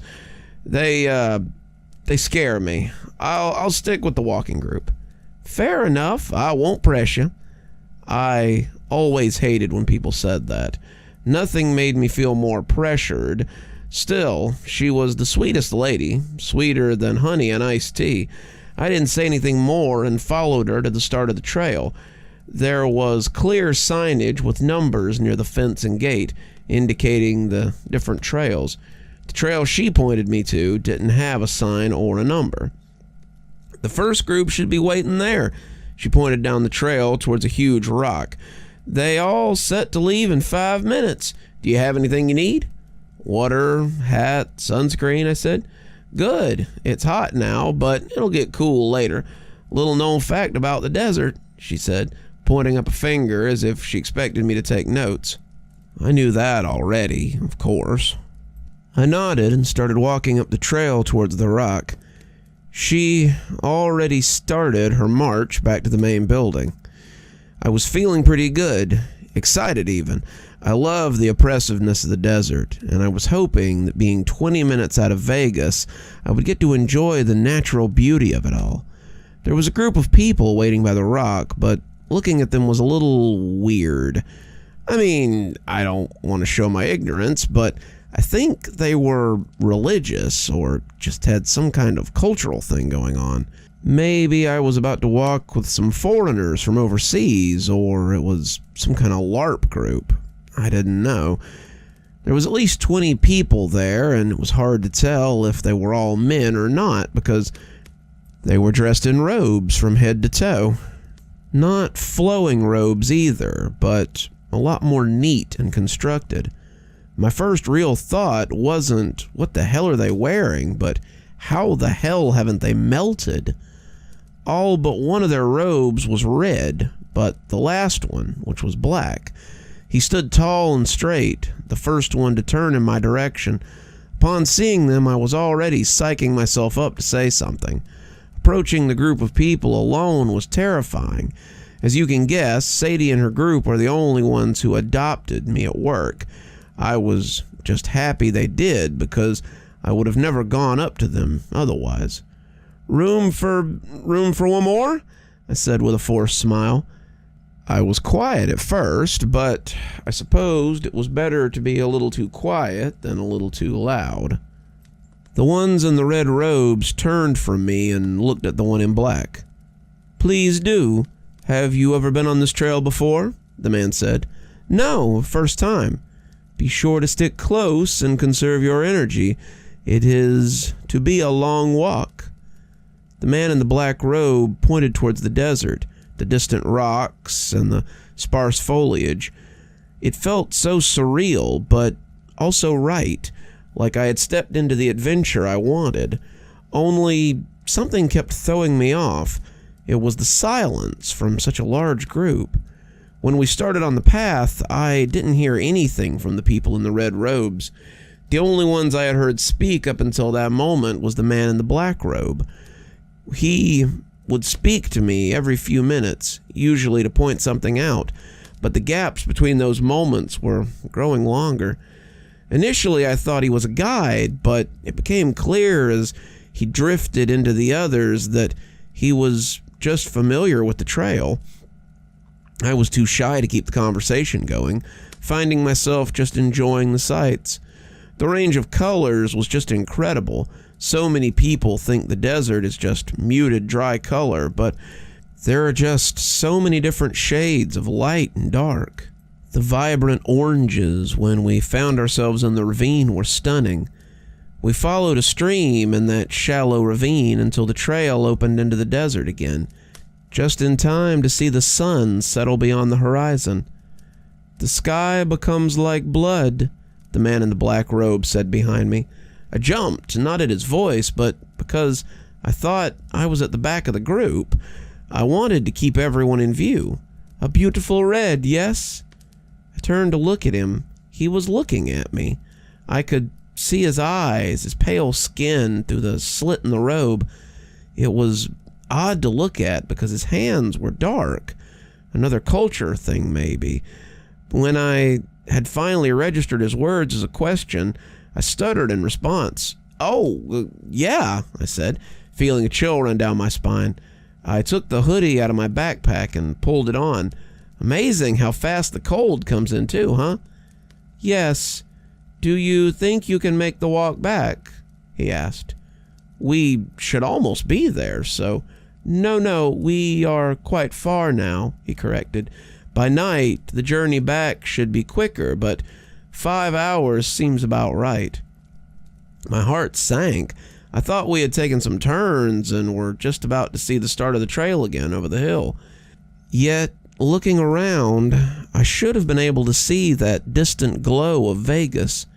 Instead, all I saw was dark, robed figures shambling ever onward into the desert.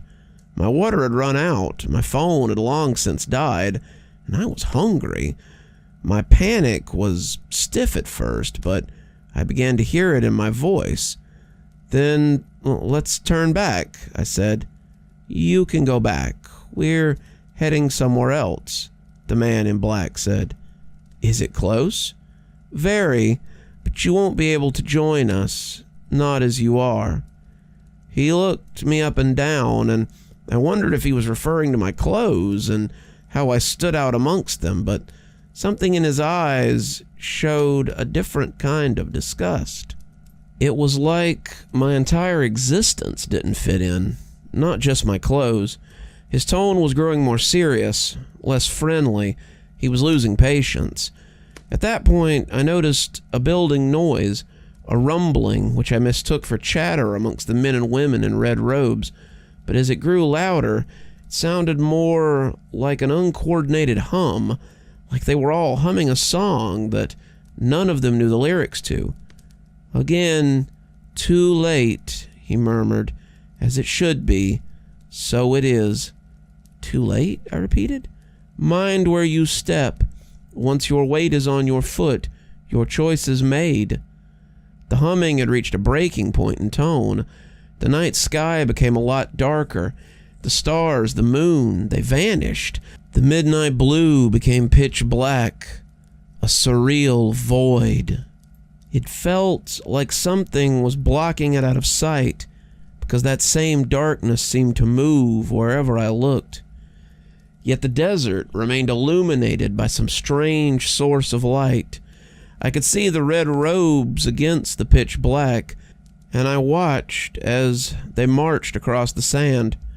I was overwhelmed by a sense of dread, a feeling of weakness. My whole body began to ache, and every effort seemed to strain my muscles and even my bones. I knew this feeling, the one bubbling inside me. It was many years ago when I was a child.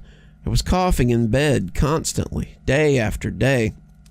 That weakness kept me wondering how hollow I could get.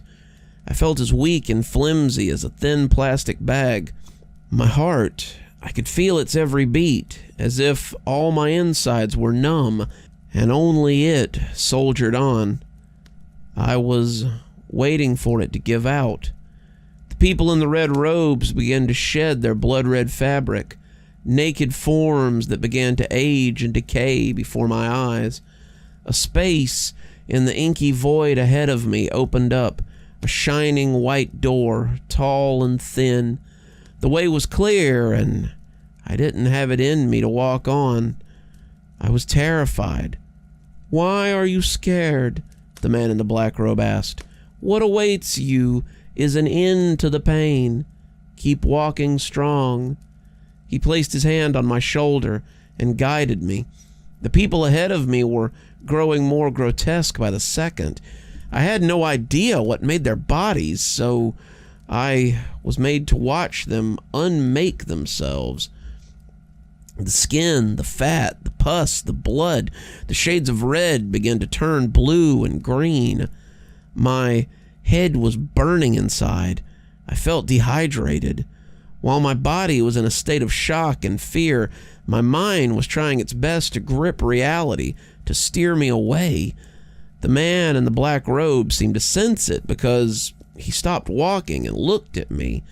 With all my energy, I looked at him. "You cannot go back now. Your life is with them. It is only natural to pass over to the next plane." I felt the heat of my tears. It was just like those nights years ago. The very real fear of death. I'm ashamed of it now, but I wasn't thinking of my loved ones, not even my family. I didn't think of all the wrongs I'd done, the regrets I had. When I looked into that man's eyes, all I thought was, why now? The man seemed to sigh, but I didn't hear the exhale. His shoulders slumped and the humming faded completely. The shambling corpses turned around to look back at me with their empty eye sockets. "The dead must be laid to rest. It is only natural. The earth will bind the body and free the spirit." The man in black grabbed both my shoulders, twisting me around, and began to lay me on the ground as if I weighed nothing. I couldn't move. I could only watch as he began to scoop sand with his hands over me. I heard the rumbling again, but it sounded angry. I looked up as far as I could. It made my neck ache. I could see the world upside down, the white arch, and the silhouettes of the dead against the divine light. The corpses were moving closer, and they radiated malice. More tears, and even a pathetic whimper. "Hush," the man in the black robe said. "They are not upon you yet." He was working fast, and only a few seconds later, I could feel sand over every inch of my body. He finished by pouring the sand over my face, covering me completely. I heard the dead close in. I heard a muttering of words, then I heard his scream. I try not to imagine the pain one must feel to make those sounds. He was still alive, but his cries grew further away as they carried him towards the white arch. I could gather that much from what I heard. As his voice faded, the rumbling ceased and strength returned to my body. I could breathe, and I was breathing in sand, was choking, gasping. I sat up, coughing and sputtering. I noticed immediately the pink and purple hue of the sky. On my back, I felt the warmth of the morning sun. Looking all around, I saw nothing. No dead people, no man in black, no inky sky, no white arch. All the evidence I had was the blood on the sand, and it's trailing off before stopping completely. I found a road and somebody to point me in the direction of Vegas, but they weren't willing to give me a lift back. Luckily, after an hour or two of walking, someone else did. I watched as we drove past the road leading to the yellow building where the trail began. I think I even saw Dorothy talking to a group of tourists. When I arrived at the hotel, I dug my room key out of my sandy backpack and held it to the front of the machine. It still worked, and a few seconds later I was taking a shower, trying to let the hot water bring a little more warmth to my body. After a while, I thought about the man in black. He wasn't a dead man, not like the others. He didn't seem evil, but he didn't seem sane either.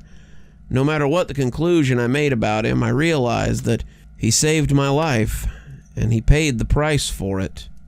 It was a thought that snapped everything into place, and I cried in the shower as all the feelings rushed at me once again. I spoke about this experience to only one person, a priest. I don't think he believed a word I said, not really. I think he thought I was talking about a dream or a nightmare. Yet he showed enough concern to say something wise and biblical about sacrifice. It wasn't his words that convinced me to redefine my faith. It was the thought of believing in nothing when something like that happened to me. It didn't sit right. That's what I gained for the price that someone else paid. I pray that it's enough. Gotta add another log to the fire. It's starting to get puny. But I think we got enough time for one more story. We've all read some of those strange travel articles, haven't we? It's nice sometimes to live vicariously through a writer while they traverse places and see strange landscapes, especially while we're stuck in an office somewhere just working for the weekend. But the subject of today's story may very well trade places with you if he could. So, come with me and let's go meet the Ghostgrass Hermit. I'm an avid hiker. Always have been, but I may have to rethink the way I hike after this incident. I've done a lot of hiking in my time. Appalachian Trail, backpacking through Europe.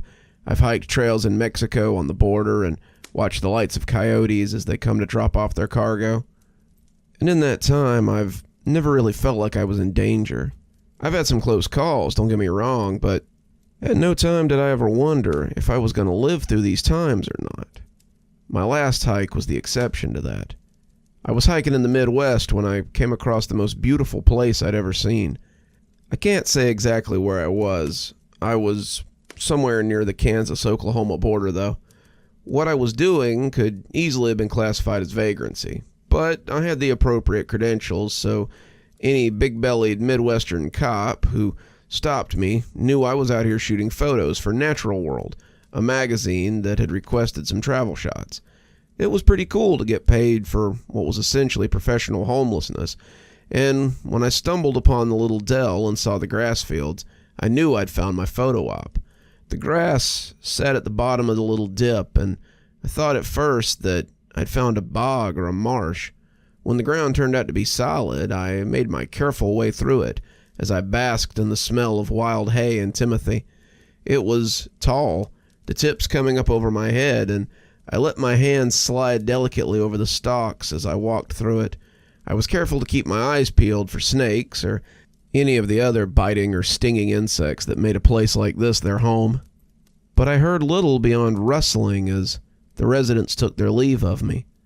It was peaceful in the grass, and I lay down amidst it as I breathed in the heady aroma.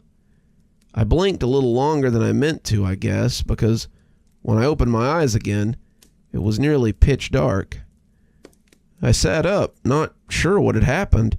I'd never just fallen asleep like that before, and I was glad when I reached for my bag and found it was where I had left it. The flashlight showed me still within the womb of grass, and as I tried to orient myself, I found I had no clue which way I'd come in.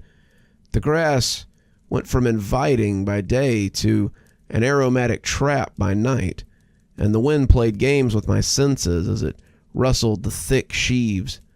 I made my careful way through the thicket, the moon smiling at me from overhead in its grinning halfness. The stars were cold comfort as they winked down, and the longer I walked, the more certain I was that I was going in circles. The grass field hadn't been that large, an acre or two at the most, and as I walked in the unyielding straight line, I felt that I should have come out on the other side by now. Instead, I found a grass hut sitting in a small clearing. Calling it a hut may have not done it justice. It was a woven grass dome about 10 by 10 feet, the bands of grass expertly pushed through to create a curved dwelling that was likely to be dry.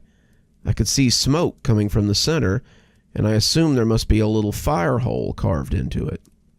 The inside glowed slightly, like a furnace that's getting ready to go out, and the whole thing sat amidst a grass field that had been trampled flat.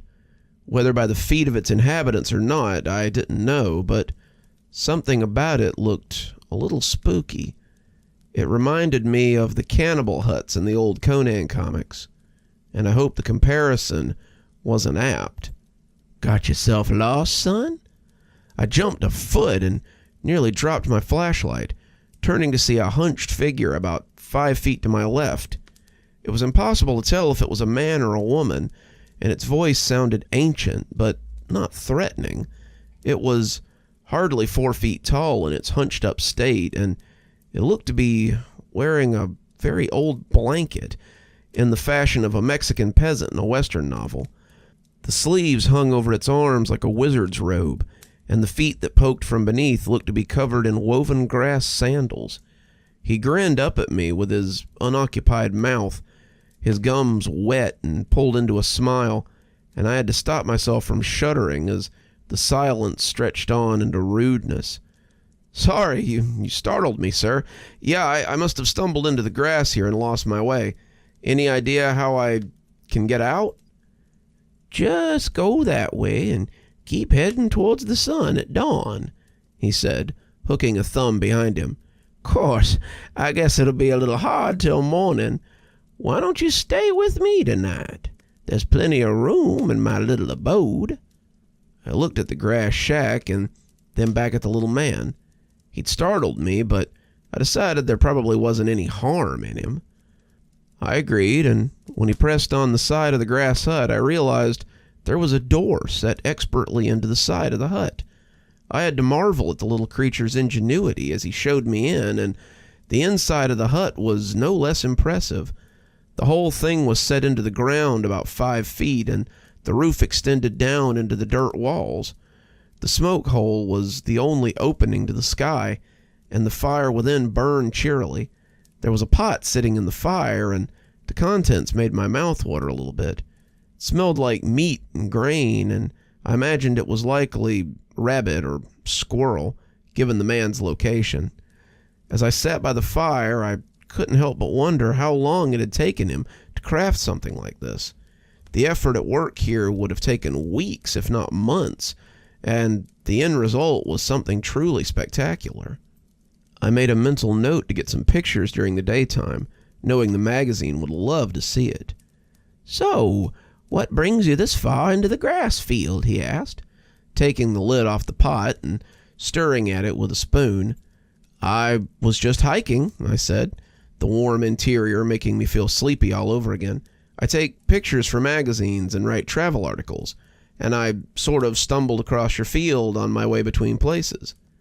The man ladled some of the pot's contents into a bowl, and as he handed it to me, I was amazed to see that it was also made of woven grass. He lifted a gourd jug to his lips and sipped before picking up his own bowl, and when he offered it to me, I found it was full of spring water. The bowl was full of stew. The meat went well with the roots and things he had mixed with it. It was a little bland, but filling, and he seemed to chew over what I had said as much as the meal. "Taking pictures, eh?" he finally said, the words a little muffled as he chewed at the gristle. "Are you some sort of reporter?" "Not really. More like a journalist, I guess. I write articles for Natural World. It's a magazine for outdoorsmen and hikers and the like." The fella, I suppose that I had been thinking of him as a little old man in my head, nodded as he sipped at the broth of his soup. He was quiet for a little bit, the fire crackling between us the only sound in the hut, before he asked his next question. "What sort of stories do you write for your magazine?" I had been crunching at some of the vegetables that hadn't been cooked all the way and swallowed them a little too hastily as he sent his next pondering at me. I coughed, reaching for the gourd as the water slopped down my face, and managed to worry them down. The old man's ponderous way of talking and long bouts of silence were a little strange, but I found him to be an agreeable dinner host. Usually local pieces, lore or tourist spots that the readers might be interested in, beauty spots they might want to take in, interesting points of order in the area, local legends and things, anything really to get people buying magazines. "What about urban legends?" he asked, his smile returning as he lowered his bowl. The glint of firelight off his gums made the effect all the more grisly. I coughed again, but it had nothing to do with the remains of wild carrot and roots. Something, if they're especially interesting. Readers always like a bit of local color, I admitted, like it might be a dirty secret. "Well, it just so happens that the grass field you're sitting in is a little piece of local history. I could tell you about it, if you like." My excitement was at odds with my unease at this point. This was one of those situations that prickles that ancient part of your brain, the one that stopped your forebears from getting eaten by predators. That being said, the story was already starting to come together in my mind. Sitting in an honest-to-God hut and hearing a story by firelight, by a native no less, was the kind of things these stories were made of. To be living one was a once-in-a-lifetime opportunity, and not one that I was going to pass up. My editor was going to absolutely have a fit when I sent him this, and I could already smell the bonus check. "I'd love to. You don't mind if I use the story, do you?" "I'd be delighted," the old man said, and when he leaned forward, his wrinkled old face looked like a jack-o'-lantern in the dancing firelight. The hut took on a shadowy cast as his head blocked out some of the light, and the effect was impressive. "This field was once called Fairy's Rest. It was said that on summer nights you could see the fireflies dancing through the stalks, and the travelers who witnessed it thought they must be fairies holding a revel. An old hermit lived out in this very field, in this very hut, in fact, and he acted as a sort of medicine man. He brewed cures for the most part, helping people who needed tonics and tinctures, and was well loved by the community. Some said he was a warlock, a trickster who was in league with Satan, but the locals knew him to be a fine enough sort and generally left him to his own pursuits. I found myself leaning in a little as he spoke, the smoke stinging my eyes some as it wafted up from the crackling depths of the fire. The little town of Maverick got a new preacher man one spring, and that was when the trouble started. The new preacher was one of those fire and brimstone sorts, suffer not a witch to live disciples who had set his sights on the old hermit for some reason. He chastised the people of Maverick, asking how they could claim to be godly while allowing an agent of Satan to live in their midst. He told them that God would surely punish them for their inaction if they continued to let him live so close to their town. But the people were not so quick to act. They didn't mind having the old man so close to town. Many of them benefited from it, but the preacher was persuasive. It took him some time, but he finally convinced them that the old man's very existence would spoil their relationship with God, and they made plans to go and oust him. As I listened, I found myself watching the shadows on the wall of the hut. In the dancing light of the fire, I could almost see the mob with their torches and pitchforks as they made their way to the grasslands to smoke out the poor old fellow. At their head was a man in a tall hat with a torch held aloft as he led them to their work. I wondered if maybe water was all that was in that gourd, but the old man's story had me hooked. Well, they came to the grassy patch, but no matter how much they searched or how deep they went, they couldn't find the hermit's house. It should have been impossible, but the longer they looked, the more furious the preacher became. He told them this was proof of the old man's misdeeds, and that Satan himself must surely be hiding the old warlock. Finally, he took a torch and set the grass ablaze, sending smoke into the sky as it burned. They burned the patch flat, down to the soil, and when it was done, they rode back to town triumphant. As he told the story, the smell of the fire was replaced with the acrid smell of a wildfire. I could just imagine someone trapped in that hellish blaze, their house burning around them as they sat inside, knowing there was no escape. Had the hermit tried to run through the burning grass? Had the smoke gotten him before the flames did? I coughed, reaching for the gourd again, and the old man seemed to revel in my discomfort. Well, imagine their surprise when the spot was reported to have returned a week later. They never found the old man, but it was said that smoke could be seen coming from the grass field. It was said that people had started going missing, too. Anyone who was involved in the burning either went missing themselves or saw a member of their family disappear. Most of the time, it was children, but sometimes a spouse or a cousin would suffice. Eventually, the people of Maverick told the preacher he wasn't welcome anymore and forced him out of town in the hopes the old man's spirit would be appeased. He sat back from the fire then, watching me as I leaned in closer, the fire hot against my face as I fell deeper into the tale. After that, they called this place Ghost Grass, and those who venture in sometimes never come out again. Travelers, hikers, local kids who don't heed their parents' warnings, they all fall victim to the ghost grass and the vengeful old soul who resides there. He doesn't take them all, though. He still leaves a few, the ones he let live so they might spread the story.